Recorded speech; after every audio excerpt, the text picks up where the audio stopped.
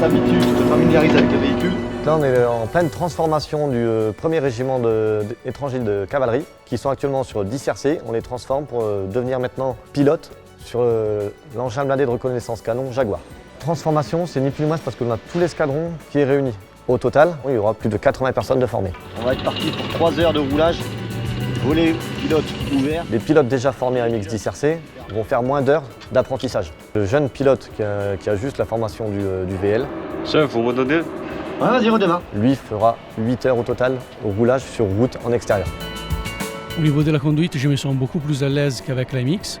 On a une boîte automatique qui ça nous aide dans les changements de vitesse dans n'importe quelle situation, soit pour faire face à des virages assez étroits, si on a besoin de couple pour accélérer avec le dispositif kick-down, qui ça nous permet d'avoir des régimes moteur maximal pour s'échapper des situations les plus dangereuses. Les Jaguars, ils font en sorte qu'on puisse avoir un train de braquage beaucoup plus réduit, à différence de l'MX où il fallait freiner et accélérer en même temps pour bien prendre le virage. Mais ici, non, c'est presque, on dirait, comme une voiture civile. En avant!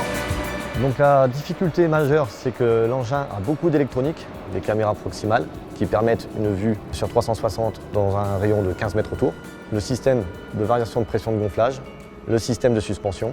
Tout ça font que l'engin devient un petit peu plus complexe que son prédécesseur, la MX-10RC. Ok, donc tu m'entends? Bien sûr. Ok, donc là on va repartir pour un tour en BNL. Bien sûr. La programmation des formations va s'échelonner sur plusieurs mois, 3 semaines pour le stage pilote qui est actuellement en cours, puis en septembre, formation de 4 semaines pour les tireurs et chefs d'engin.